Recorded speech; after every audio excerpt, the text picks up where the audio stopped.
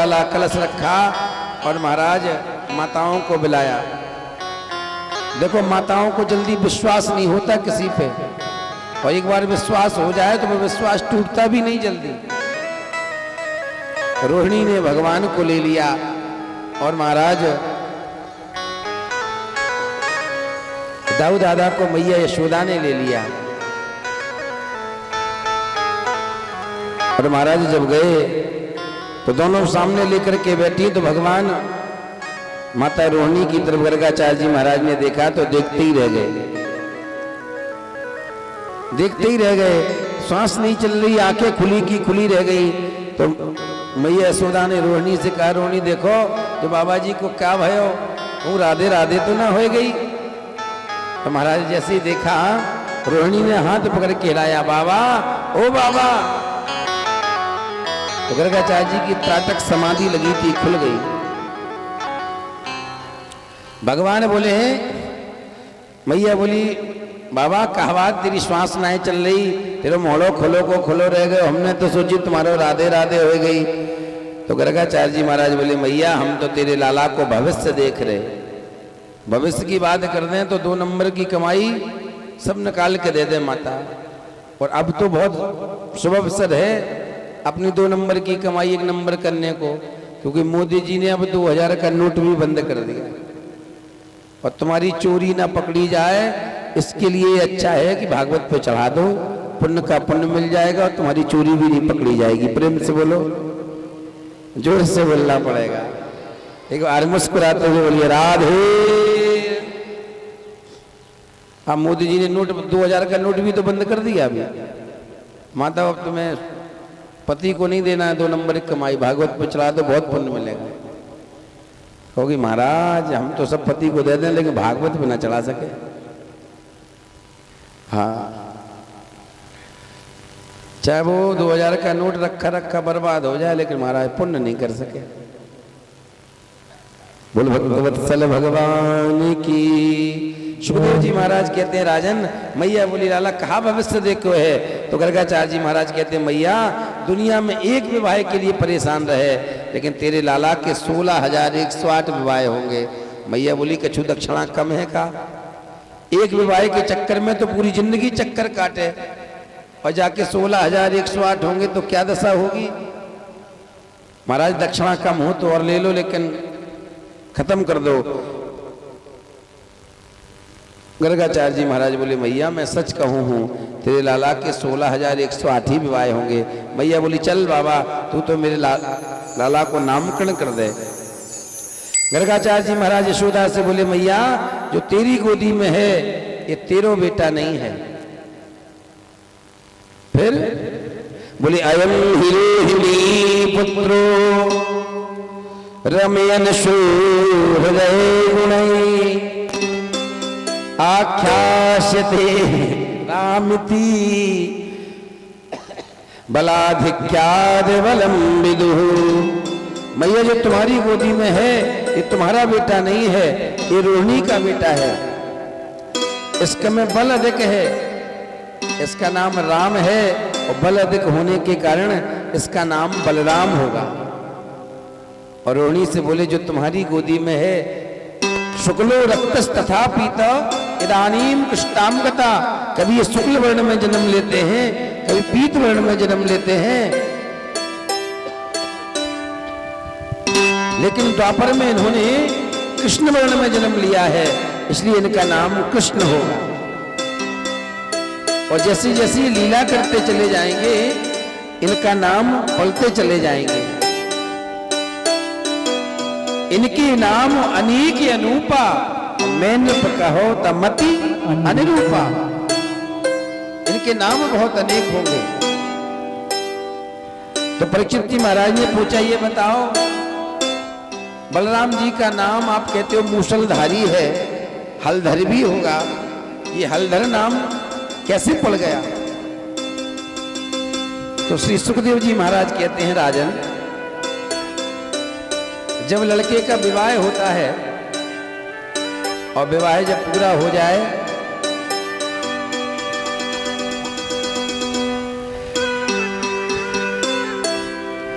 जब विवाह पूरा हो जाए और लड़की की विदाई हो जाए तो दूल्हे को मंडप के नीचे ले जाया जाता है, ले जाया जाता है। मंडप में एक ग्रंथि लगी होती है। हमारे मिथिला में तो उसे गूंथ छोड़ने की रस्म कहते हैं। मंडप में लगी होती है, उसे दूल्हा ही खोलता है, बर खोलता है। उस समय उसे कुछ ना कुछ नेक दिया जाता है।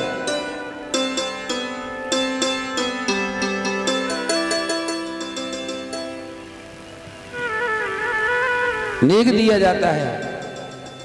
और महाराज चारों दूल्हा चारों दुल्हन चारों दूल्हा खड़े थे चारों मंडपों के नीचे।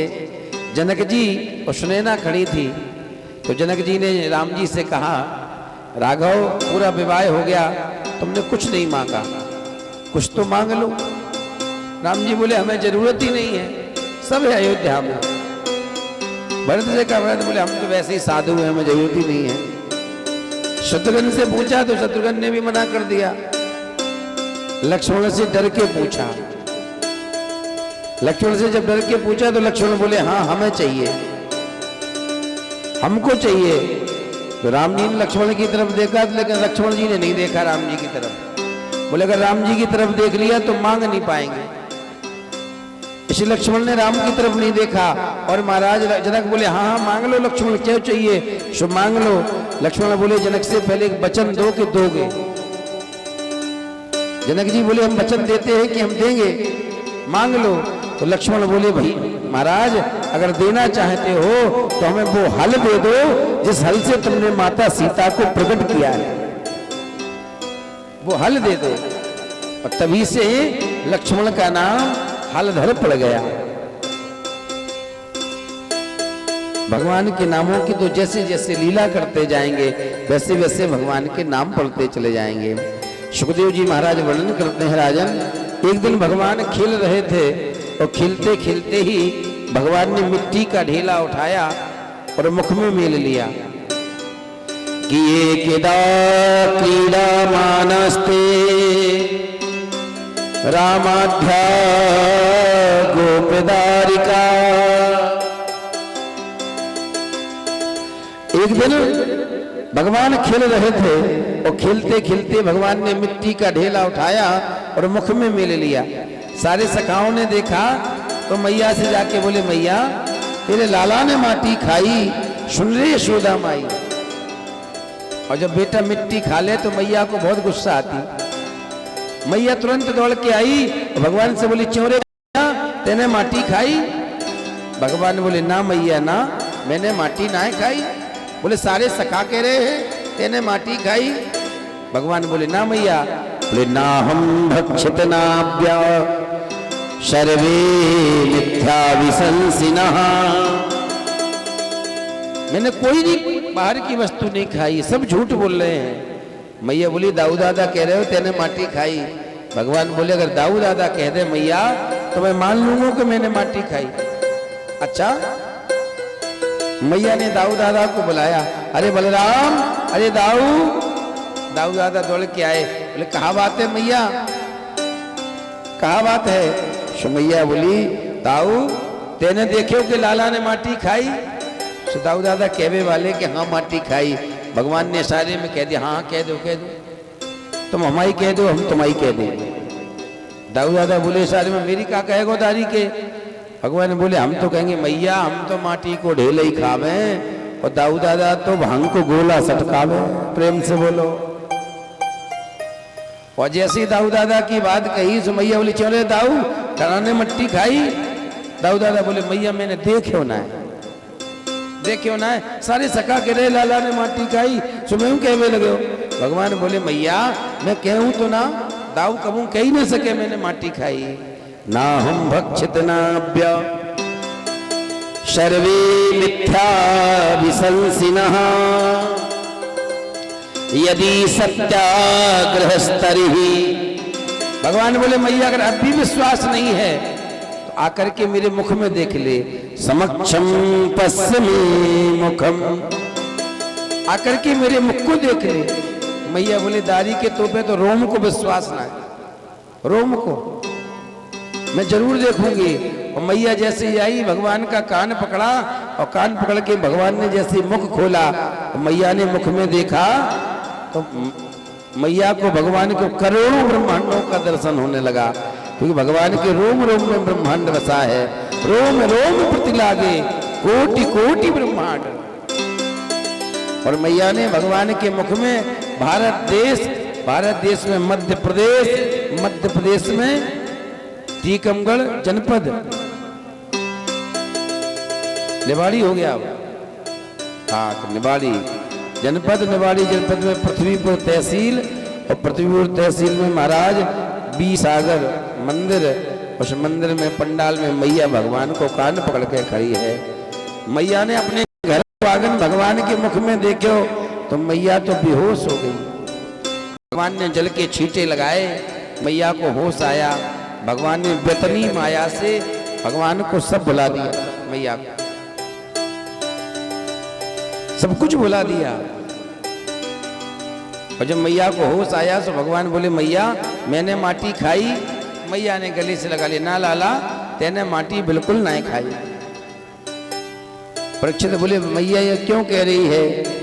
बोले अपराध तब होता है जब व्यक्ति बाहरी वस्तु का पान करे, बाहरी वस्तु का पान करे तो अपराध होता है, अपनी घर की वस्तु खाने में थोड़ी अपराध होता है। बोले पृथ्वी कौन है? बोले पृथ्वी भगवान की पत्नी है। सत्यभामा जो भगवान की पत्नी है वो पृथ्वी है। जो अष्टपट रानियां हैं भगवान की, रुक्मणी, जाम्बती, सत्यभामा, लक्ष्मणा, कालिंद्री, भद्रा, नांगजती, ये अष्टपट रानियां हैं भगवान की। सत्यभामा है, भगवान का हक है, इसलिए भगवान ने मिट्टी खा ली। और दूसरा परीक्षित जी महाराज ने जब पूछा तो सुखदेव जी महाराज कहते राजन भगवान ने सोचा जो व्यक्ति बड़े बड़े काम करता है ना उसे धैर्यवान होना चाहिए। जिसके पास धैर्य नहीं होता वो ऊंचाइयां प्राप्त नहीं कर पाता। ऊंचाइयां वही प्राप्त करता है जो गंभीर होता है और धैर्यवान होता है, क्योंकि पृथ्वी जितना धैर्यवान कुछ कोई नहीं होता।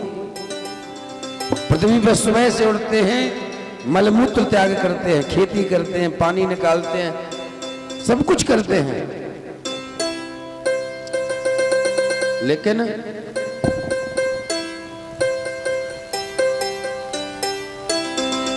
पृथ्वी बदले में हमसे कुछ नहीं लेती। पहले के लोग तो पृथ्वी को कुछ ना कुछ दिया करते थे, लेकिन आज की जनरेशन तो कुछ भी नहीं देती। जब व्यक्ति उड़ता था तो पहले पृथ्वी माता को प्रणाम करता था और कहता था माँ मैं पूरे दिन अब तुम पर कुछ ना कुछ कृत्य करूंगा, मुझे क्षमा करना। तो आजकल व्यक्ति को फुर्सत ही नहीं होती एक बार झुक के प्रणाम करने की। भगवान ने सोचा मिट्टी को पान करके मैं धैर्यता का गुण धारण कर लूं। सुखदेव जी महाराज बोले एक कारण और है, वो कारण त्रेता का है। बोले जब चारों दूल्हा चारों दुल्हन मंडप के नीचे से उठ करके जाते हैं तो एक कमरे में ले जाया जाता है। दूल्हा दुल्हन को मंडप के नीचे से जाते हैं तो एक कमरे में ले जाया जाता है। मिथिला में उसे कोहबर की लीला कहते हैं, और आपके यहां जो भी कुछ कहते हो कोहबर की लीला कहते हैं। महाराज जब गए दूल्हा दुल्हन गई तो वहां दुल्हन की भाभियां और सखियां होती हैं, क्योंकि वहां दूल्हे से मजाक किया जाता है।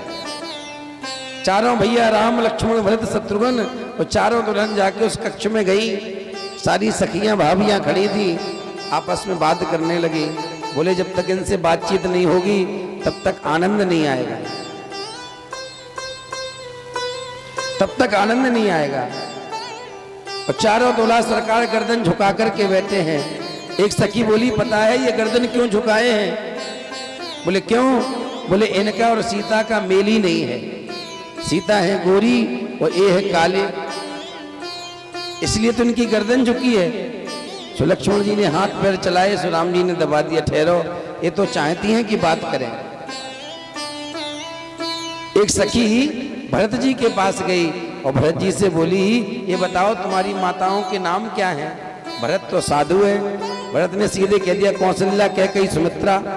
तो सखियां सब हंसने लगी, बोले इसीलिए गर्दन झुकी है। लक्ष्मण बोले मतलब? बोले हम क्या तुम्हारे भाई कह रहे हैं क्या? बोले कौशल्या के कई, सुमित्र माने यार हैं, के कई कौशल्या के इतने यार हैं, उनसे तुम सब पैदा भय हो, यही से गर्दन झुकी है। लक्ष्मण जी आग बबूला हो गए।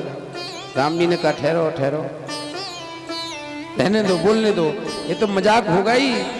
एक वृद्ध सखी आई और राम जी से पूछने लगी, राघव एक बात बताओ। बोले एक बात हम तुमसे पूछें, झेपो ना सखियन से, पर एक बात तुम हमें बता दो, पैदा हो तुम किन से? हमने सुना है अवध की नारी दूर रहे पुरुषन से, और खीर खाए पैदा कर दीने लड़का बड़े जतन से। अयोध्या के पुरुषों में लगता है कोई बल नहीं है, अयोध्या की स्त्रियां खीर खाकर ही संतान पैदा कर देती। लक्ष्मण जी बोले अच्छा, अयोध्या की तो चलो स्त्रियां संतान पैदा कर देती हैं, लेकिन तुम्हारी मिथिला में न स्त्री की जरूरत है न पुरुष की जरूरत है। तुम्हारे मिथिला में तो पृथ्वी को फाड़ के ही संतान पैदा की जाती है। महाराज पूरी सखियों में सन्नाटा हो गया। जब सन्नाटा हुआ तो महाराज राम जी उस समय बड़ा चिंतन कर रहे थे। राम जी ने सोचा जब भक्ति स्वरूपा जानकी इतनी सुंदर है तो जानकी को जन्म देने वाली कितनी सुंदर होगी, उसका स्वाद तो चखें। अब राम जी त्रेता में मर्यादा में थे इसलिए स्वाद नहीं चख पाए, और जब द्वापर में आए तो सबसे पहले भक्ति स्वरूपा जानकी को जन्म देने वाली पृथ्वी के स्वाद को चखा है। इसलिए भगवान कहते हैं मैंने अपनी वस्तु का भोग किया है और ससुराल अपनी होती है। ना हम भक्षित नाभ्य सर्वे मिथ्याभिशंसिनः, यदि सत्याग्रहस्तर्हि समक्षम पश्य मे मुखम।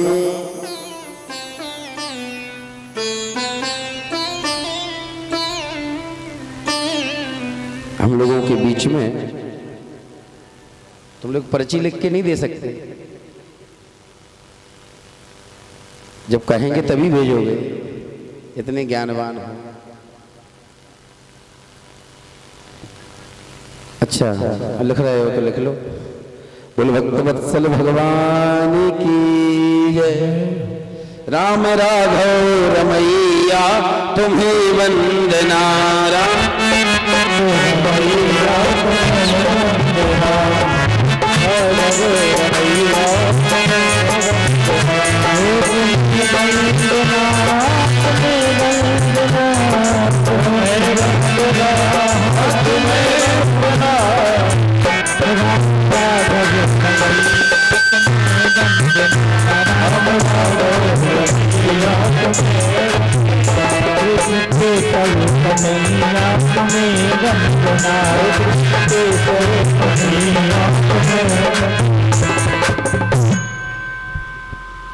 मंदिर गए थे क्या?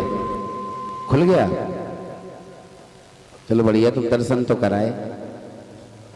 बोले भक्तवत्सल भगवान की। एक दिन सुखदेव जी महाराज कहते हैं राजन, एक दिन भगवान गौ चारण करने के लिए गए और सारे सखा भगवान को कुछ ना कुछ देना चाहते। आज भगवान भोजन लेकर के नहीं गए, तो सारे सखा भगवान को बीच में बैठाल करके, कोई कह रहा है हम पूड़ी लाए हैं, कोई बोला कचौड़ी लाए हैं, कोई बोला रसमलाई लाए हैं, सब भगवान को दे रहे थे। भगवान ने देखा कि मधुमंगल कुछ नहीं लाया। भगवान बोले मधुमंगल तुम तो मुझे कुछ दे दो। मधुमंगल बोला कन्हैया हम तो बहुत गरीब हैं।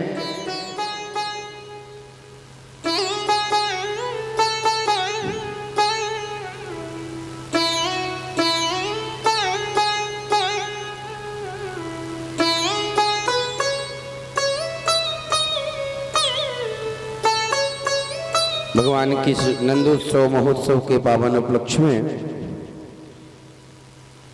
हम लोगों के बीच पूर्व मंत्री मध्य प्रदेश शासन स्वर्गीय श्री ब्रजेंद्र सिंह राठौर के भाई राजदीप सिंह राठौर जी की धर्मपत्नी श्रीमती अपराजित सिंह राठौर जी पधारी हैं। इनके जोरदार ताली बजा करके स्वागत करें। और हम सेंगवा सरपंच जी से निवेदन करेंगे कि उनका माल्यार्पण करके स्वागत करें। मंच पर आए, आप दोनों लोग मंच पर आए और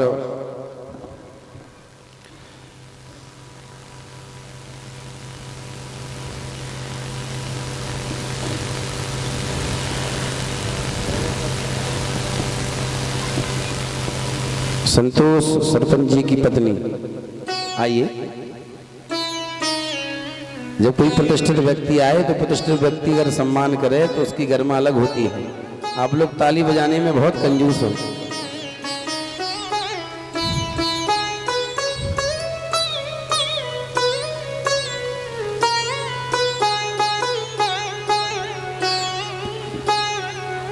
कुछ गाए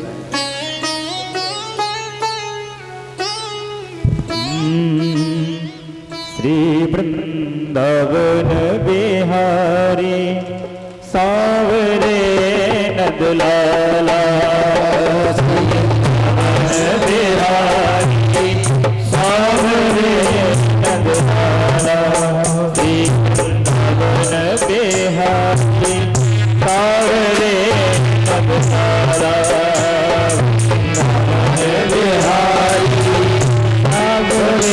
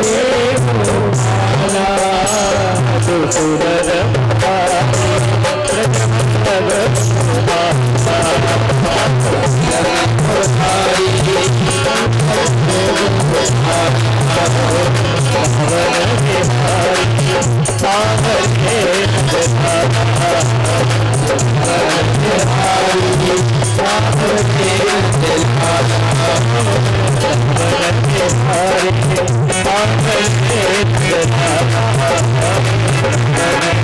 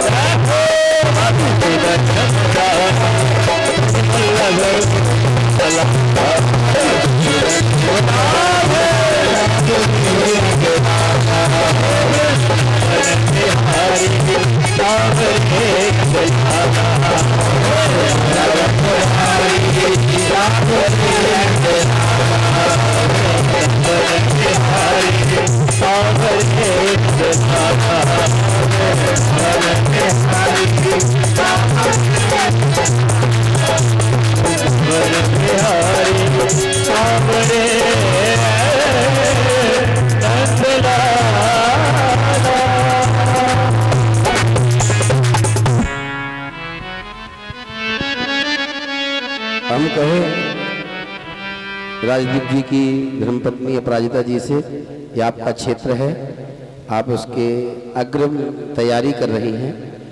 आप मंच पर आकर के अपनी,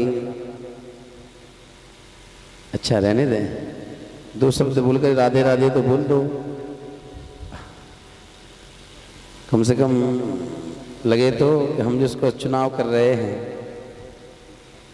वो हमारे लिए भी अग्रसर है। और आप तो हैं ही, जब आप पधारी हैं तो आप में तो कुछ ना कुछ है ही, तभी तो ठाकुर जी ने आपको बुलाया है। ऐसे कोई आता है? इस गांव की जनसंख्या 1500-2000 है, वो तो भंडारे वाले दिन पता चलेगी। 1 किलोमीटर से वो नहीं आ पाते। आप तो इतना समय निकाल करके पधारी हैं, तो आप में तो बिहारी जी ने कुछ ना कुछ दिया है, गॉड गिफ्टेड है। और आपके पास तो पैतृक संपत्ति है, राजनीति तो। चलिए बढ़ाइए। सभी जनों को राम राम। आप सबके बीच आज भगवान की कृपा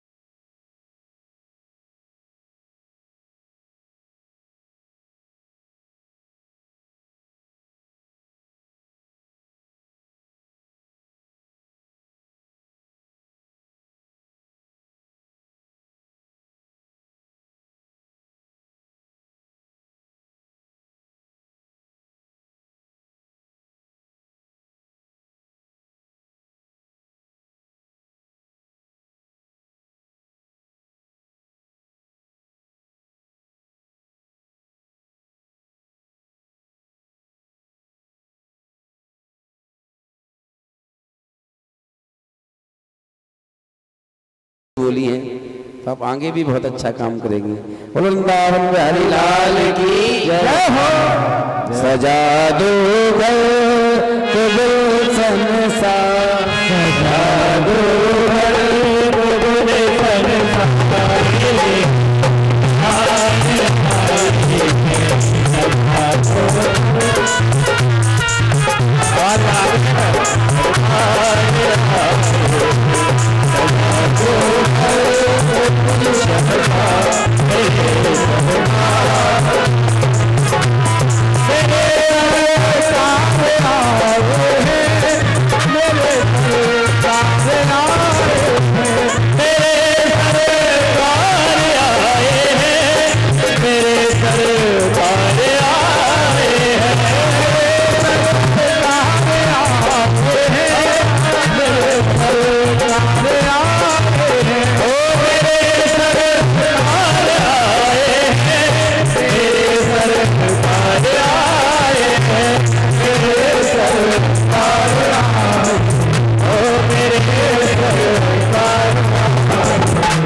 लगे कुटिया लगे कुटिया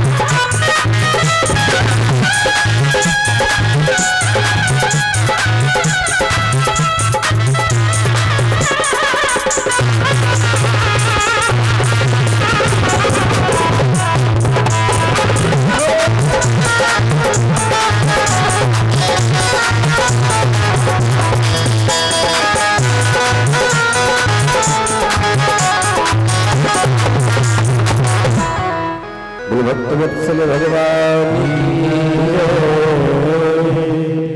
भगवान के सारे सखाओं ने भगवान को कुछ ना कुछ खाने को दिया, लेकिन भगवान ने देखा कि मदमंगल ने कुछ नहीं दिया।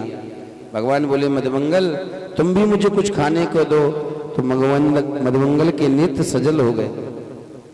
भगवान बोले रो क्यों रहे हो? मदमंगल बोले कन्हैया मेरी माँ तुम्हारे घर में नौकरी करती है। जब तुम्हारे घर के लोग भोजन कर लेते हैं और जो भोजन बचता है वो मेरी माँ लेकर के आती है, उससे हमारे घर का जीवन चलता है। हम बहुत गरीब हैं।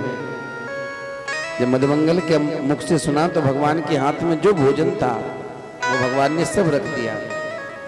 भगवान बोले अगर आज भोजन करूंगा तो मदमंगल तेरे घर का करूंगा, नहीं तो मैं भूखा ही पड़ा रहूंगा। जब मदमंगल ने सुना तो मदमंगल उठा और दौड़ करके घर गया। मैया से बोला मैया जल्दी से कुछ खाने को दे दे। मैया क्यों? बोले मेरे घर कन्हैया जंगल में भूखा बैठा है, उसने सारे ग्वारियों के भोजन को मना कर दिया और कहता अगर भोजन करूंगा तो केवल मदमंगल तेरे घर का करूंगा, जल्दी से कुछ भोजन दे दे। मदमंगल ने जब माँ से कहा तो माँ रोने लगी, बेटा हम बहुत गरीब हैं, हमारे घर में भोजन नहीं है और अभी न बाबा नंद के घर से भोजन आया भी नहीं, भोजन तुझे क्या दे दूं? मदमंगल बोला मैया कुछ भी दे दे, कन्हैया भूखा बैठा है। मैया बोली लाला परसों की कढ़ी रखी है, परसों की कढ़ी रखी है।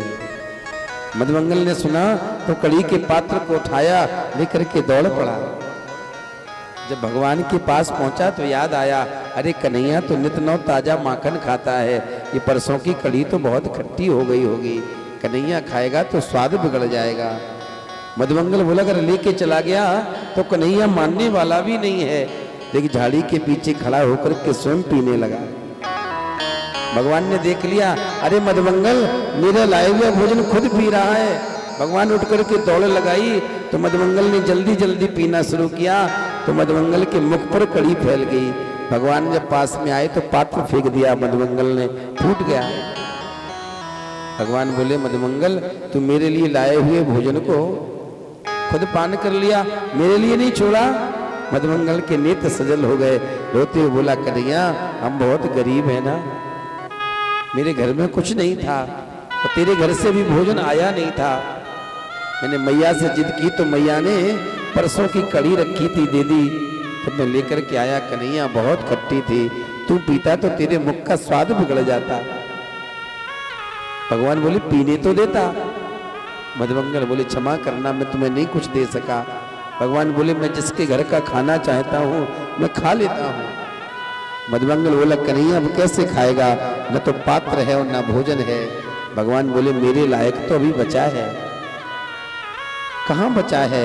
भगवान ने मदमंगल के मुख को पकड़ा, मुख पर जो कड़ी फैली थी उसको अपनी जीभ से चाटना शुरू कर दिया।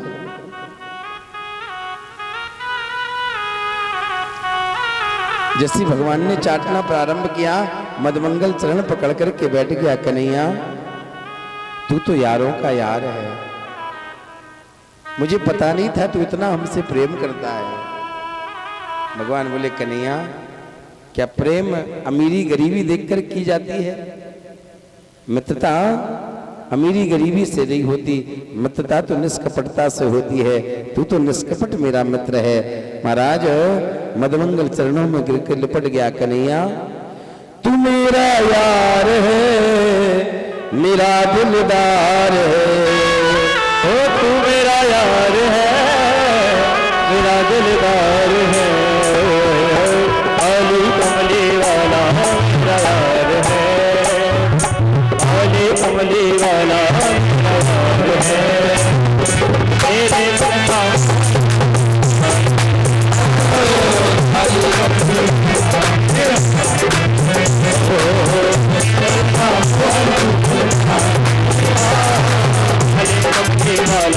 मेरा यार है, मेरे मन का मेरा यार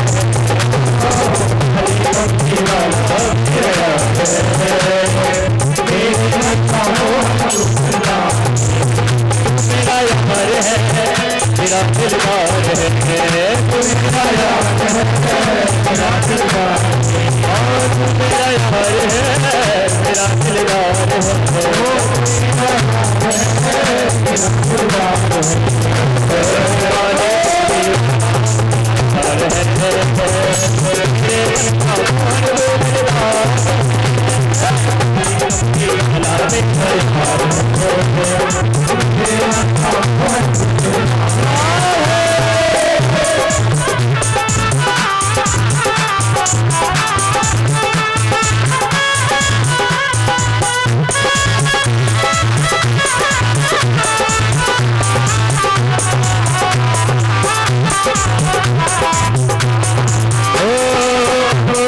तेरा दीवाना भाव बस यही सहारा, बस यही सहारा, तेरा दीवाना भाव बस यही सहारा, शाम सलोके, ओ शाम सलोके तू मेरा रुमाल है, शाम सलोके तू मेरा रुमाल है, मेरे मन का मोह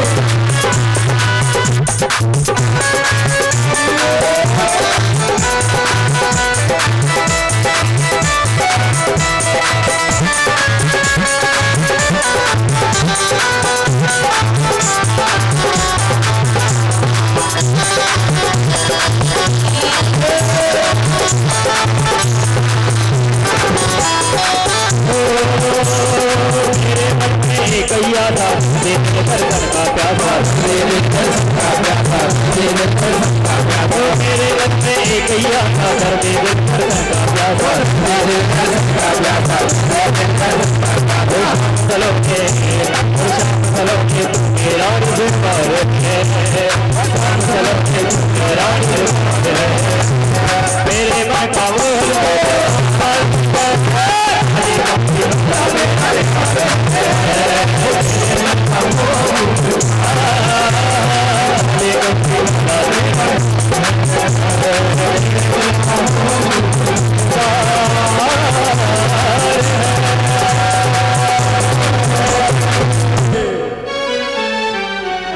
भक्त वत्सल भगवान की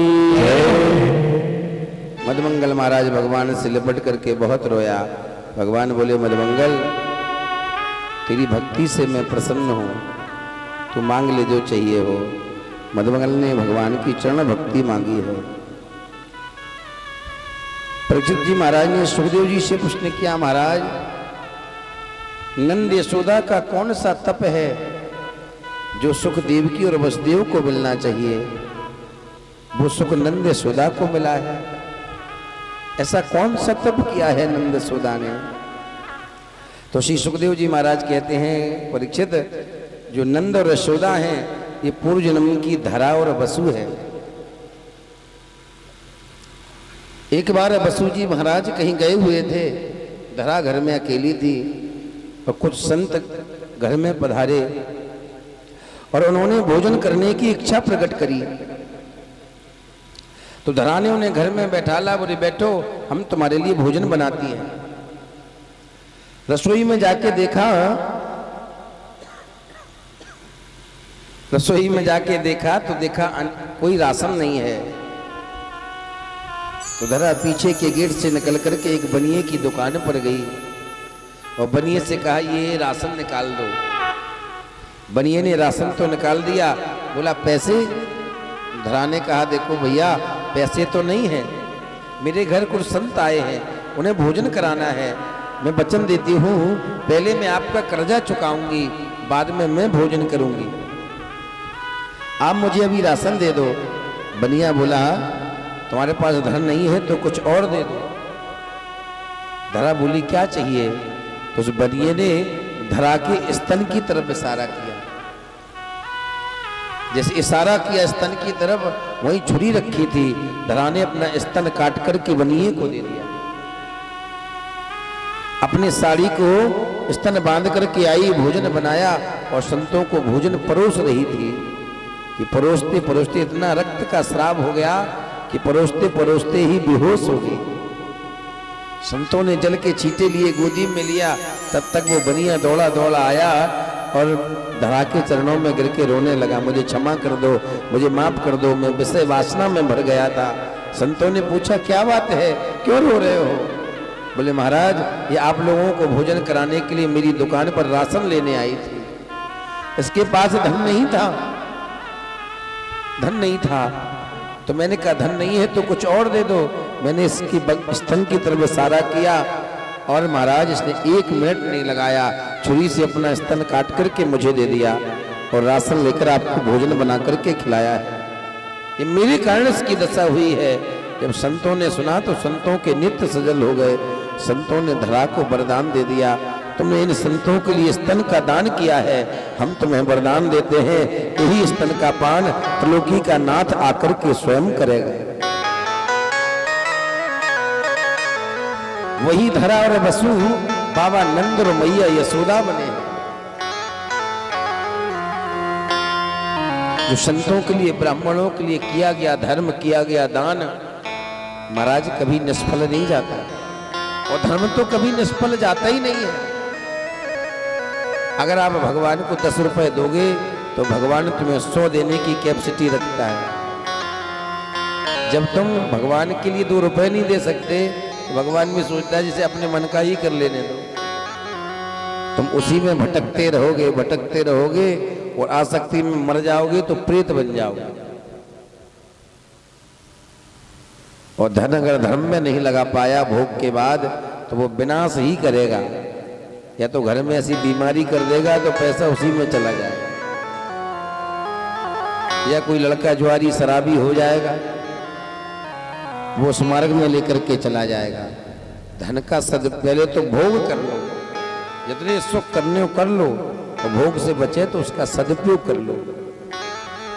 जैसे कि कुआं खोद दो और कुआं में 5 साल पानी ना निकालो, तो 5 साल बाद पानी निकालोगे तो क्या वो पीने योग्य रहेगा?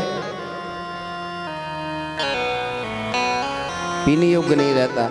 वैसे धन जोड़ते जाओ, केवल जोड़ते जाओ, बैंक भरते जाओ, उसमें से धर्म में न लगाओ तो महाराज उसमें भी कीड़े पड़ जाएंगे, बेकार हो जाएगा, और उसका साइड इफेक्ट संतान में दिखेगा। अभी वो मरा ना अतीक, अतीक है मानो, उसके बेटे को कितनी बुरी तरह झांसी में मारा गया। वो धन का ही साइड इफेक्ट है। जैसा धन कमाया था और एक पिता के सामने उसका संतान मर जाए तो समझो उसका जघन्य कोई ना कोई पाप सामने आ गया है। माता पिता के सामने संतान चली जाए तो समझ लेना उसका बहुत बहुत जघन्य पाप है कि उसके सामने संतान चली गई। उसका कोई ना कोई अपराध है, पाप है, जिसके कारण उसके सामने, आंखों के सामने उसकी संतान जा रही है। माता पिता के कर्म का फल होता है। और जो महाराज धर्म में और भक्ति में समर्पित रहता है उस पर भगवान की कृपा ही अलग होती है। वो कृपा महाराज किराने की दुकान पर नहीं मिलती। कृपा तो भगवान की अनवरत बरसती है, एक रस बरसती है, लेकिन जिसका जितना बड़ा पात्र होता है उसे उतनी ही कृपा की अनुभूति होती है। गंगा के किनारे खड़े हो, 1 लीटर की बिसलरी की बोतल है, हम सोचो कि 5 लीटर गंगा जल लिए जाएं तो कैसे ले जाओगे? जब पात्र तो तुम्हारे पास 1 ही लीटर का है ना, 1 लीटर का पात्र है तो 1 ही लीटर ले जा पाओगे ना। 5 लीटर का होता तो 5 लीटर ले जाते। और देखो हम जो कर्म करते हैं, जो सत्कर्म करते हैं, उससे केवल पात्र बनता है, पात्र बनता है। जो भगवान की कृपा अनवरत बरसती है, जितना बड़ा पात्र होगा उतनी बड़ी उस पर कृपा भरेगी। जब कृपा भरेगी तो घर में खुशहाली आएगी। धन सब कुछ नहीं है। धन से अगर परमात्मा मिलता तो अंबानी और अडानी के घर में पैक हो गया होता। हम लोगों के लिए थोड़ी यहां बैठा होता। धन से नहीं मिलता, परमात्मा प्रेम से मिलता है, परमात्मा समर्पण से मिलता है। एक मट्ठा बेचने वाला था, उसने घर से मटका रखा मट्ठे का, मन में सोच रहा था 2 रुपये लीटर बेच दूंगा। अगर कोई मट्ठे का पूरे घड़े का खरीदार मिल जाए तो केवल 4 रुपए में ही बेच दूंगा। जोर जोर से चिल्लाता हुआ जा रहा था। चैतन्य महाप्रभु की यात्रा जा रही थी। चैतन्य महाप्रभु ने सुना, भाई चैतन्य महाप्रभु बोले भैया मट्ठा क्या भाव दिया? तो भैया बोला 2 रुपए का 1 लीटर। और पूरा महाप्रभु बोले घड़ा? बोले 4 रुपए का ही पूरा। चैतन्य महाप्रभु पूरा घड़ा ही दे दो। घड़ा चैतन्य महाप्रभु ने लिया, एक बार में ही पूरा मट्ठा पी लिया, खाली घड़ा दे दिया। बेचने वाला बोला महाराज पैसे? चैतन्य महाप्रभु बोले पैसे नहीं है। तो बेचने वाला बोला 4 नहीं है तो 3 दे दो। 3 नहीं है तो 2 दे दो। अरे कुछ तो दे दो, कुछ तो दे दो। महाराज चैतन्य महाप्रभु ने कुछ तो दे सकता हूं। हाथ पकड़ा और हाथ पकड़ के कहने लगे, बोले बोलो। बोले क्या? बोले हरि बोल हरि बोल हरि बोल हरि बोल हरि बोल हरि बोल हरि बोल।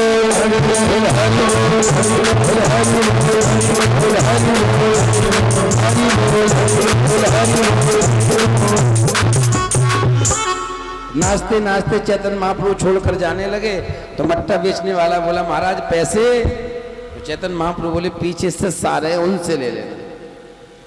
जब से आए तो मट्ठा बेचने वाला बोला महाराज आपके गुरुजी ने मट्ठा पी लिया, पैसे दे दिए, पैसे दे दो। बोले कितने? बोले 4 रुपए। शिष्य बोले पैसे तो नहीं है। बेचने वाला बोला 4 नहीं तो 3 दे दो। 3 नहीं तो 2 दे दो। अरे 2 नहीं तो कुछ भी तो दे दो। जब कुछ की बात कही तो शिष्यों ने भी हाथ पकड़ा और उसे पकड़कर नचाने लगे, कहने लगे हरि बोल हरि बोल हरि बोल हरि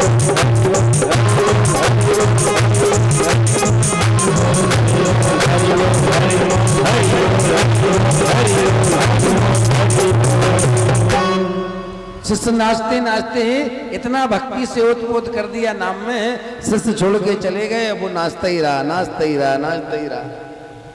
और जब वो होश आया तो मन में सोचा चलो पैसे नहीं मिले तो क्या हुआ, लेकिन आनंद बहुत आया। अब मैं थक गया हूं, घर जाके आराम करूंगा। मटके को सर में रखा, लेकर के चला तो महाराज धीरे धीरे मटके का वजन बढ़ने लगा। इतना वजन बढ़ा कि उससे चला नहीं गया। एक वृक्ष के नीचे मटका उतार करके बैठा और सोचने लगा मटका तो खाली है, इतना वजन कैसे हो गया। तो जब मटके पे जो कपड़ा बंधा था उसको खोला और खोल करके जब मटके को देखा तो मटका हीरे जवाहरात से भरा था। और मटके को हीरे जवाहरात से भरा देखा तो मट्ठा बेचने वाला मटके को वहीं छोड़ करके दौड़ लगा करके गया और चैतन्य महाप्रभु के सामने जाकर के खड़ा हो गया। तो चैतन्य महाप्रभु ने कहा भैया क्या तुम्हारे पैसे नहीं मिले? तो झरझर करके आंसू गिरने लगे। चैतन्य महाप्रभु रो क्यों रहे हो? तो मट्ठा बेचने वाला बोला महाराज आपने मटके को छुआ, मटका हीरे जवाहरात से भर गया। एक बार मेरे पापी हृदय को छू लो, ये भक्ति से भर जाए, इतनी हम पर कृपा कर। अगर धन की चाह होती तो मटका हीरे जवाहरात का लेकर के घर चला गया होता। धन से परमात्मा नहीं मिलता। धन की चाह नहीं थी, चाहे तो थी भक्ति की, चाहे तो थी परमात्मा की। अगर परमात्मा मिल गया तो धन तो अपने आप पीछे पीछे घूमेगा। और धन मिला, परमात्मा नहीं मिल सकता। परमात्मा नहीं मिल सकता। श्री सुखदेव जी महाराज कहते हैं एक दिन भगवान ने देखी यमुना बड़ी दूषित है कि बिलोक दूषिताम कृष्णा कृष्णा कृष्णा हिना विभू। भगवान ने यमुना को देखा कि यमुना को कालिया नाग ने दूषित कर दिया, तो भगवान ने गौचारण करने गए थे। भगवान एक धेनुकासुर नाम का दैत्य भगवान को मारने के लिए आया। दाऊ दादा ने देख लिया कि धेनुकासुर कन्हैया पे घात करने वाला है, और जैसे ही धेनुकासुर कन्हैया को मारने के लिए दौड़ा, दाऊ दादा ने उसके पीछे से पैर पकड़े और 7 बार घुमा करके नीचे पटका, धेनुकासुर मर गया। और जितने सखा खड़े थे सारे सखा चिल्लाने लगे कि दादा ने गधा मारा, दादा ने गधा मारा, दादा ने गधा मारा। दाऊ दादा बोले हमने गधा नहीं मारा, हमने तो धेनुकासुर नामक दैत्य मारा। भगवान भी बोल पड़े दादा, बोले था तो गधा ही, धेनुकासुर नाम था तो क्या हुआ, गधा तो था। और दादा बहुत नाराज हो गए, घर चले गए। मैया बोली दाऊ तू इतनी जल्दी गौचारण करके कैसे आए गए हो?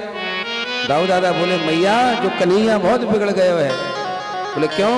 बोले आज को धेनुकासुर नाम को दैत्य मारवे आयो, मैंने बचाए हुए कि तई धेनुकासुर मार दियो।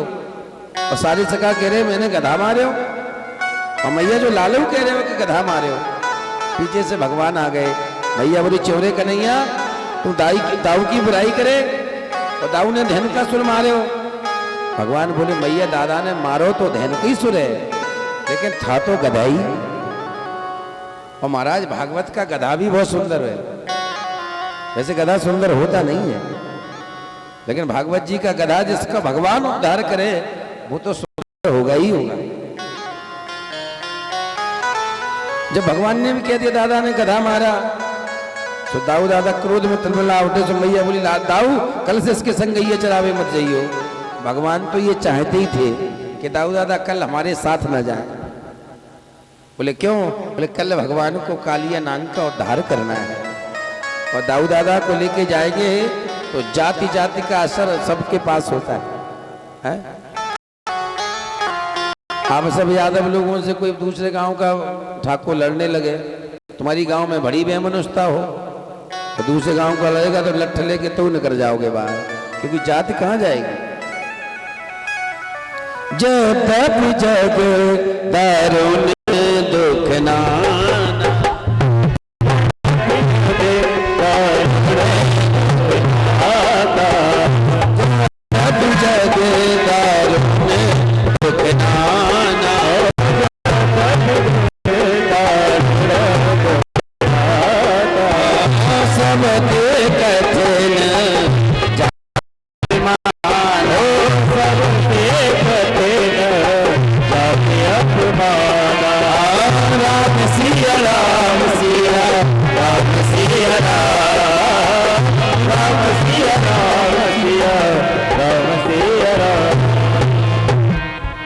जग दारुण तुक नाना और सबते कठिन जाति। दाऊ दादा की बुराई हो गई। भगवान चाहते थे दाऊ दादा जहां ही ना सोई बढ़िया, क्योंकि दाऊ दादा रहेंगे तो काली हिसाब किताब नहीं बना पाएंगे। और दूसरे दिन भगवान गेंद का खेल खेलने गए। मदमंगल की गेंद थी। भगवान बोले मदमंगल बोलो कन्हैया गेंद लेके चल तो रहे, लेकिन गेंद मेरी अगर देह में चली गई तो यही गेंद लूंगो चाहे कछु करना पड़े। भगवान बोले गेंद जाएगी कैसे देह में? जब मारेंगे नहीं तो जाएगी कैसे? देह पे गेंद को खेल भयो। सारे सखा तो डर के मारे, धीरे धीरे मारे, और जब भगवान को नंबर आवे तो भगवान जोर से मार दे। 1-2 बार तो गेंद बची, और तीसरी बार में जब भगवान ने मारी तो गेंद देह में चली गई। देह में गई तो मदमंगल रोने लगो, कन्हैया तेने जानबूझ के गेंद देह में डाली है, अब मैं ये तो मर जाऊंगो या गेंद लेके जाऊंगो। सखा बोले अरे मदमंगल घर चल, ऐसी 10 गेंदे दे देंगे। मदमंगल बोलो मैंने कन्हैया ते कही थी यही गेंद लूंगो, या तो कन्हैया लाए के दे मैं जा काली देह में कूद हो जाए रे। भगवान बोले ब्राह्मण देवता तेरी ब्रह्म हत्या लग जाएगी, तू ठहर, मैं ही तेरी गेंद लाए के दूं। भगवान कदम के वृक्ष पर चढ़े और भगवान ने काली देह में छलांग लगा दी। मैया यशोदा बाबा ग्वालों को पता चला, गोपियों को, सब दौड़ी दौड़ी देह पे आ गई। दाऊ दादा गौचारण करने गए थे। दाऊ दादा को वहां पता लगा तो दाऊ दादा दौड़ करके आए। मैया तो देह में कूदने वाली थी, दाऊ दादा ने पकड़ लिया। क्या कर रही है मैया? यशोदा बोली अरे दाऊ तो पतो ना है जहाँ में कालिया नांग रहे है, जहाँ में दादा कूद गयो है। कन्हैया कूद गयो, अब बचवे बारो ना है और काली नांग तो आज छोड़े को ना है। सो दाऊ दादा को क्रोध आ गयो। दाऊ दादा बोले मैया जो 100 फन वाले कालिया नांग तेरे लाला को क्या बिगाड़ सके है, तेरे लाला तो 1000 फन वाली शेष नांग पे सोवे। दाऊ दादा ने धैर्य बंधाया और भगवान जब देह में गए अंदर तो कालिया नांग सो रहा था। भगवान ने नांग पत्नी से कहा से जगा दो, तो काल नांग पत्नियां बोली हम नहीं जगाएंगे, सोते हुए पति को जगाना बहुत बड़ा पाप, पति पर धर्म नहीं रहता, आप ही जगा लो। भगवान ने कालिया नांग की पूंछ पर पाद का प्रहार किया। कालिया नांग उठा और भगवान को नांग फांस में जकड़ लिया। धीरे धीरे भगवान ने अपने शरीर को बढ़ाना प्रारंभ किया। जब कालिया नांग की नस नस झीली हुई तो भगवान ने छोटा रूप बना करके कालिया नांग के फनों पर नृत्य करने लगे। तांडव गति मुंडन पर नाचत गिरधारी, फम फम फम पग पटकत ऊपर गिरधारी। जिस फन पर भगवान पैर पटक देते उसी फन का अभिमान नष्ट हो जाता। एक एक फन पर भगवान ने पैर पटका, कालिया नांग के एक एक फन महाराज अभिमान से मुक्त हो गया और कालिया नांग भगवान की स्तुति करने लगा। दुनिया में अभी तक किसी ने ऐसी स्तुति नहीं की होगी, पहली स्तुति है। 18 पुराण 6 शास्त्र 4 वेदों में ऐसी स्तुति किसी ने नहीं की होगी जैसी कालिया नांग कर रहा है। कालिया नांग की स्तुति भगवान की कर रहा है और महिमा अपनी गा रहा है। कालिया नांग कह रहा है प्रभु आप मुझे जानते नहीं हो। भगवान बोले जनाओ, बोले मैं बहुत खल हूं। बोले वयम खला सहोत्पत्त्या मन्नवा दीर्घ मन्नसा। मुझसे बैर करके आपने अच्छा नहीं किया, मेरा बैर 7 जन्मों तक चलता है, मैं 7 जन्मों तक पीछा नहीं छोड़ता और मैं खल हूं। और खल जानते हो किसे कहते हैं? कि बीछी के पूंछी बसे, मुख में बसे भुजंग, और केहर के नख में बसे सुखल के पूरे अंग। बिच्छू के बस कहां होता है? पूंछ में। और सर्प के कहां होता है बस? मुख में। और शेर के कहां होता है बस? नाखूनों में। और खल के कहां होता है? बोले खल के पूरे अंग। और खल होता कौन है? रामचरितमानस में गोस्वामी जी ने लिखा है खलन हृदय भयत्राप से,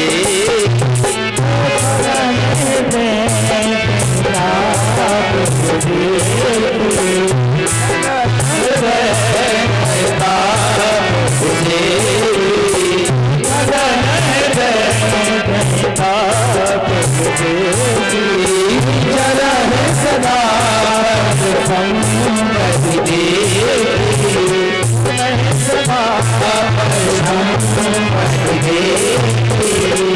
राम सिया राम, राम सिया राम, राम सिया राम, राम सिया राम। खलन हृदय त्रैताप विषेखी, और जरहि सदा पर संपत देखी। जो अपने दुख से दुखी नहीं होता खल, दूसरे के सुख को देख करके दुखी होता है, वो खल है। और आजकल तो हर पड़ोस में खल होगा, 1-2 मकान छोड़ के होगा, अगर पड़ोस में नहीं होगा। क्योंकि पड़ोसी सबसे ज्यादा टेंशन में रहता है, इनके घर में इतनी सुख शांति क्यों है?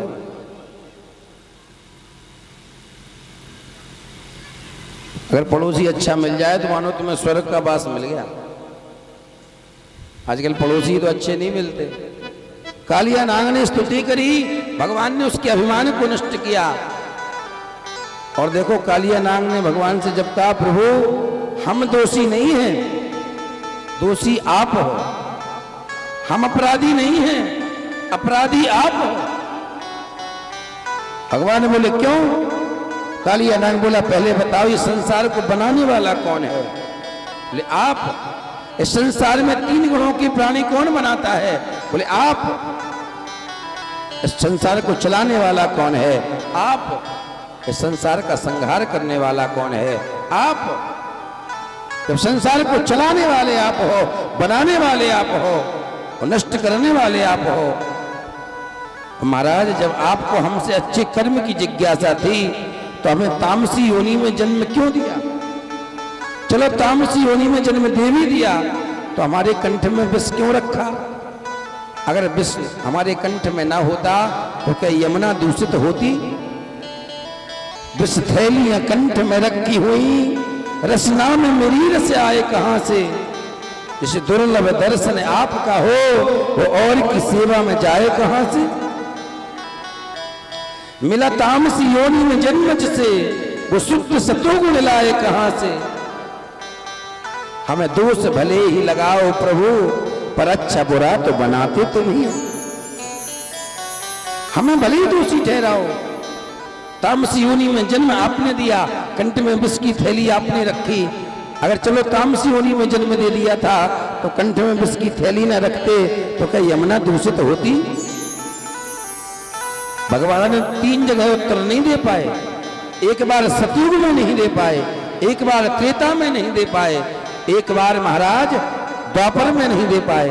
सतयुग में राजा बलि को, त्रेता में बाली को और महाराज द्वापर में कालिया नाग को। त्रेता में बाली ने पूछा, प्रभु मैं बैरी सुग्रीव प्यारा, कारण कवन नाथ मुहि मारा। भगवान ने कहा, बाली अनुज बधु भगनी सुत नारी, सुनसत कन्या समी चारी, इन्हें कुलिष्टि मिलो कहे, ताए बधे कछु पाप न हो। बाली बोला, प्रभु मैं पापी हूं क्या? क्या मैं पापी हूं? जब बाली ने यह पूछा तो भगवान शांत हो गए, उत्तर नहीं दे पाए। पीछे से बोले, पापी नहीं होते तो मरते कैसे? बाली बोला, अगर मैं पापी होता तो क्या आप मेरे सामने खड़े होते? आप उसी दर्शन देते हो जिसमें भक्त होता है, जो तुम्हारा अनन्य सेवक होता है। अजहू में पापी अंत काल गति मोर, अंतिम समय तुम सामने खड़े हो, क्या मैं अब भी पापी हूं? भगवान सतयुग त्रेता द्वापर में उत्तर नहीं दे पाए। भगवान को कालिया नाग से कहना पड़ा, जाओ रमणक द्वीप चले जाओ। और पलट के नहीं देखना, पलट के देखा तो पत्थर हो जाओ। कालिया नाग गया और कालिया नाग के 100 फन में से एक फन ने पलट करके देखा वृंदावन की तरफ, तो वो फन पत्थर का हो गया। आज भी हमारे छठी करा है ना, छठी करा से 2 किलोमीटर दूर एक जैत गांव है। वो जैत गांव में आज भी कालिया नाग का एक फन पत्थर का बना हुआ है, पत्थर का बना है कि भगवान को दोषी कालिया नाग ने पलट के वृंदावन की तरफ देखा। सुखदेव जी महाराज कहते हैं, राजन भगवान एक दिन गौचारण करने गए और जब शाम को गौचारण करके लौटे तो भगवान ने देखा कि मैया बड़े अच्छे अच्छे पकवान बना रही है। देखो कल की कथा बड़ी सुंदर है और भगवान का कल विवाह है, कृष्ण रुक्मिणी विवाह है और कल भगवान की महाराज की झांकी का दर्शन है और परसों कथा 11 बजे से 3 बजे तक होगी, क्योंकि परसों ही भंडारा भी है और परसों हवन भी है, परसों कथा भी है। इसलिए सुबह 8 से 11 तक हवन होगा,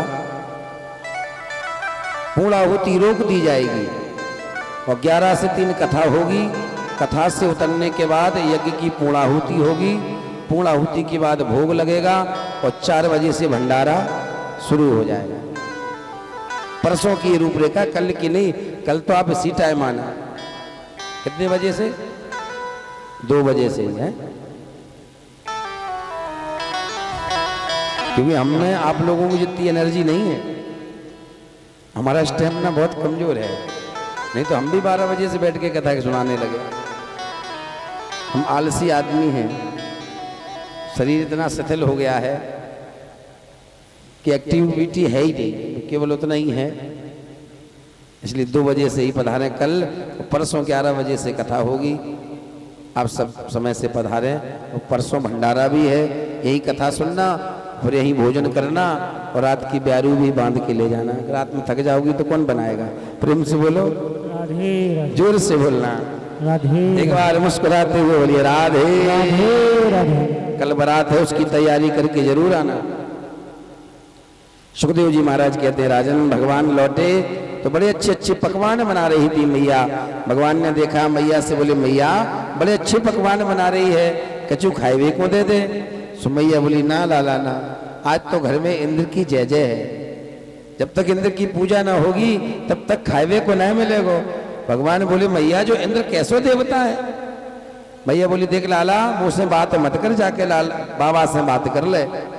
भगवान बाबा के पास आए, बाबा से बोले बाबा ओ बाबा मैया बड़े अच्छे अच्छे पकवान बनाए रही है लेकिन खाए को ना देवे। बाबा बोले लाला आज घर में इंद्र की देवता है पूजा है, बाकी ताई बनने बाद में मिलेंगे। भगवान बोले बाबा इंद्र को कबू देखे हो? बोले ना। इंद्र ने कबू खाए? बोले ना। बोले बाबा जाको देखो ना, जाको कबू जाने खाए ना, बाकी पूजा करो। बोले फिर? बोले लाला देख इंद्र को जब 56 भोग लगाए तो इंद्र प्रसन्न हुए, प्रसन्न हुए तो वर्षा हुए, वर्षा हुए तो घास हुए, घास हुए तो गैया चले, वैसे हमारो जीवन चले है। बाबा देखो जब वर्षा की बात, तो बाबा वर्षा को कार मिलो है इंद्र को, इंद्र वर्षा को देवता नहीं है। बाबा बोले नाना लाला पर्जन्यो भगवान इंद्रो मेघा तस्यात् मूर्तया तेवी वर्षन्ति भूतानाम जीवरम पीड़नम पया, उससे है। भगवान बोले देखो बाबा जो वर्षा को काम इंद्र को मिलो है, और रही बाबा सुख दुख की बात, तो सुख दुख तो व्यक्ति कर्म से भोगता है। कर्मणा जायते जंतु कर्मणेव विलीयते सुखम दुखम भयम क्षेमम कर्मणे वा विपद्यते। सुख दुख की बात रही तो सुख दुख तो कर्म से भोगता है बाबा, इसमें इंद्र की कोई महत्वता नहीं है। इसलिए इंद्र की पूजा बंद करो और गिरिराज बाबा की पूजा करो। सुब्रजवासी बोले बाबा जय लाला ने बड़े बड़े उत्पातन से बचायो है, अब जय लाला की बात मान के इंद्र की पूजा बंद करो और गिरिराज बाबा की पूजा करे है। जो सारे ब्रजवासी ने 56 भोग बनाए थे वो सारे तैयार करे, अपने अपने छकड़न में रखे, लेके सब गोवर्धन की तरफ जा रहे हैं। चलो हम तन से ना सही मन से तो चले। और देखो ये गोवर्धननाथ हमारे वंश के देवता ना, तुम यदुवंश के देवता हैं, अपने वंश को देवता ना पूजो तो तुम ही भोगोगे, हम ना भोगेंगे भैया। और ये हमने देखा यहाँ के पुरुष तो पूजने आते ही नहीं, इन्हें लगता है जैसे हम ही भगवान हैं, इन्हें भगवान को प्रणाम करने में शर्म लगती है, इसलिए एक भी व्यक्ति प्रणाम करने भी नहीं आता। हमें तो लगता है यहाँ के लोग भगवान से भी बड़े हो गए, इसलिए प्रणाम करने नहीं आते। हम तो कहते हैं भगवान सबका है, आइए भाव से चले और आनंद लें। अर्पण करके तन मन धन चले चले सब भूवर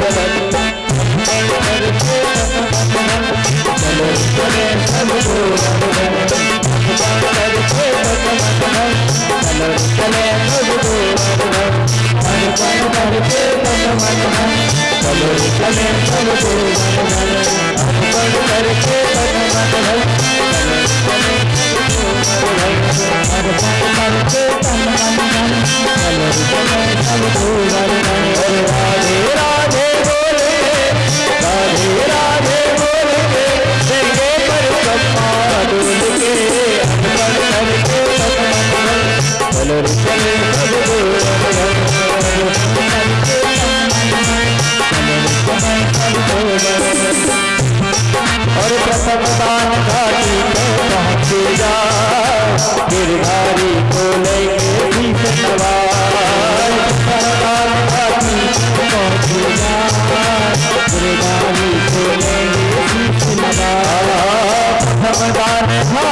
में पहुँचेगा, गिरधारी को लेके भीष सवार। प्रथम दान घाटी में पहुँचेगा, गिरधारी को लेके भीष सवार। प्रथम दान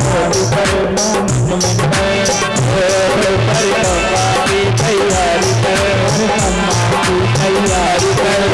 पहुँचेगा, तैयारी कर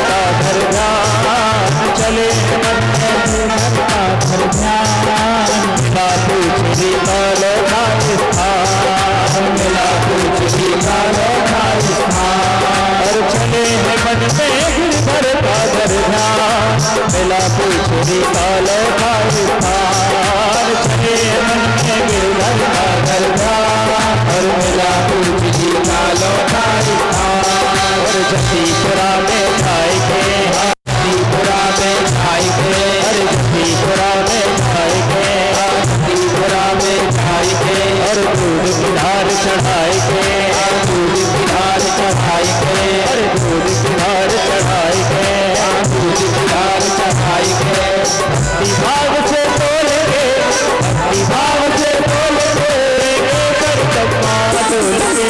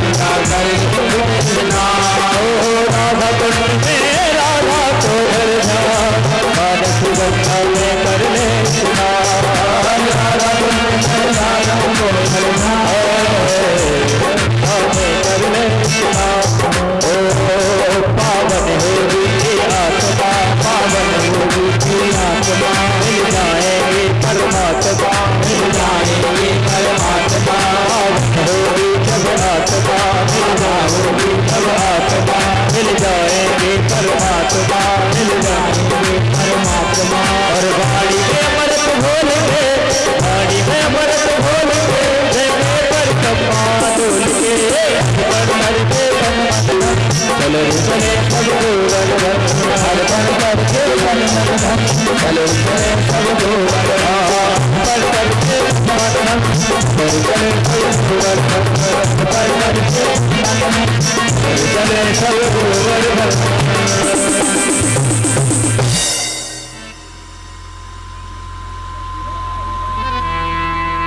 एक एक करके पूजा करें भैया हवर हवर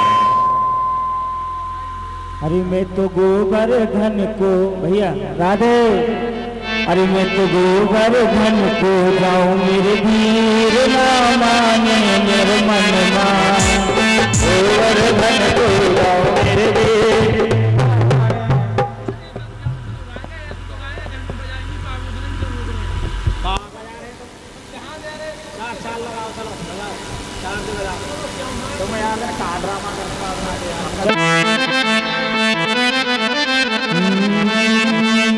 मैं तो गोबर धन को जाऊं मेरे वीर ना माने मेरे मन माने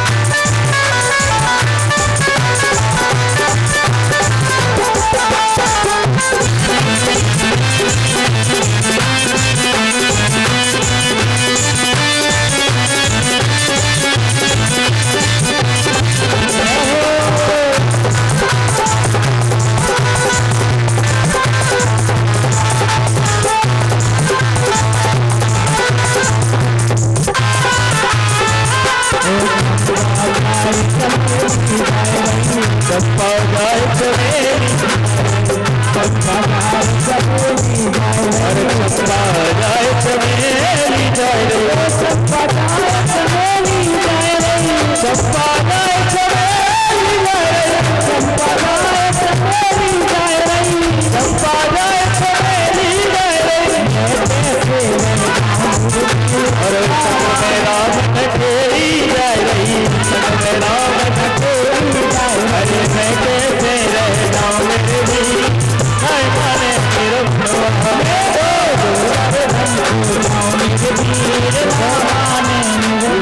थोड़ा मार्ग दीजिए, पीछे से पुरुषों को भी आने दीजिए।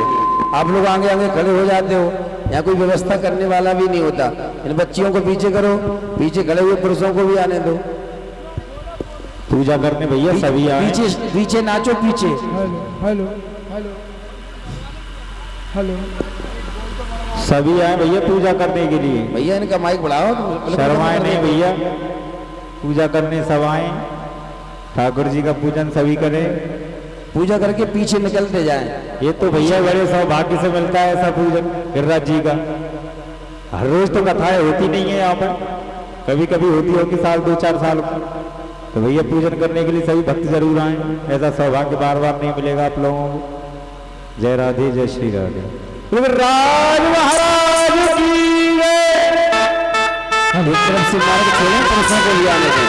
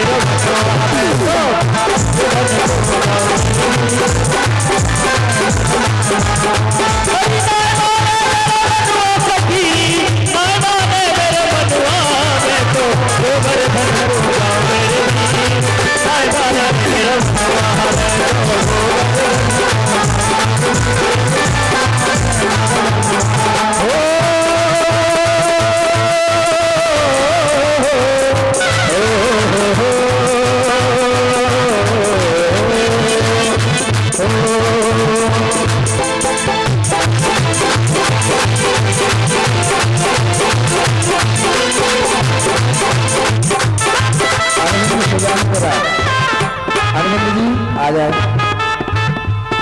हाँ भैया सभी और कह रहे हैं और हमारे मास्टर साहब भी आए हैं सुजानपुरा से, और मास्टर साहब को भी बुलाया जाए। और परिक्रमा गिरिराज की दिवाला रसिया, हाँ दिवाला रसिया है तो गोवर्धन तुम्हारा। परिक्रमा गिरिराज की दिवाला रसिया है तो गोवर्धन तुम्हारा। परिक्रमा गिरिराज की दिवाला रसिया, दिवाला रसिया है तो गोवर्धन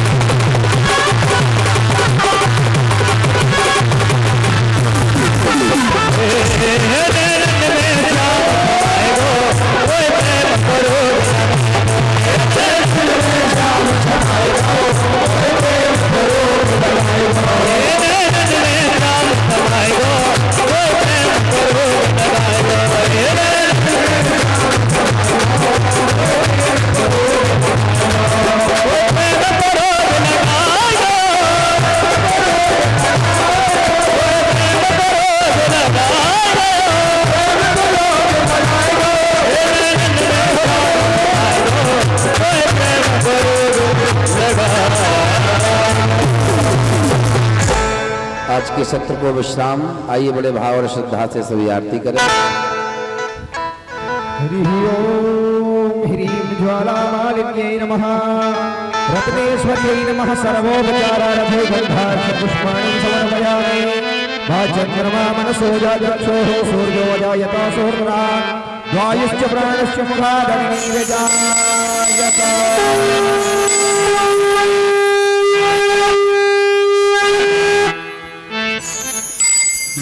बाके बिहारी तेरी आरती गाओ, हे गिरधारी तेरी आरती गाओ। बाके बिहारी तेरी आरती गाओ, हे गिरधारी तेरी आरती गाओ। हे बाके बिहारी तेरी आरती गाओ, हे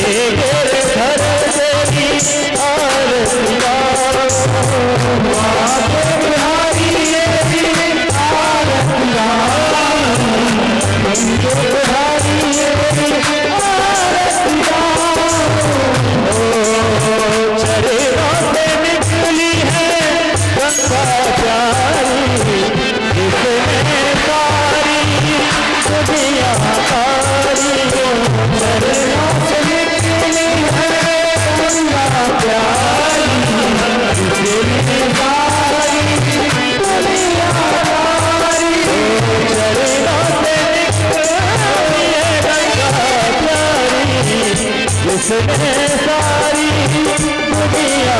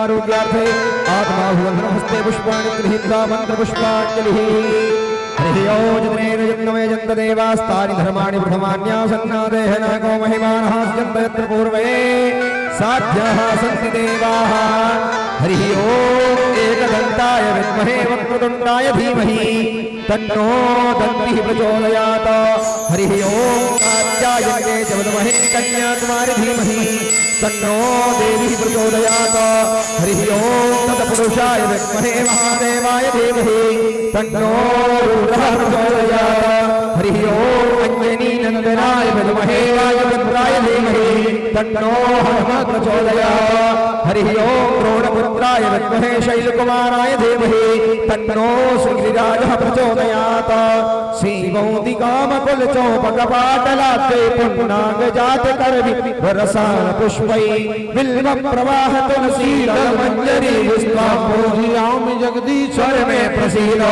नानासुगन्धपुष्पाणि यथा कालो ध्रुवाणि च पुष्पाञ्जलिर्मया दत्तो गृहाण परमेश्वर मन्त्रैव पुष्पाञ्जलि समर्पयामि सर्वे आवाहय देवताभ्यो नमः श्रीगिरिराजाय नमः श्रीपुराणपुरुषोत्तमाय नमः। गुरुराज महाराज की, राजधन की, अयोध्यानाथ की, श्री उड़ीसा राम राजा सरकार की, बाकी बिहारी लाल की, गुरुदेव भगवान की, धर्म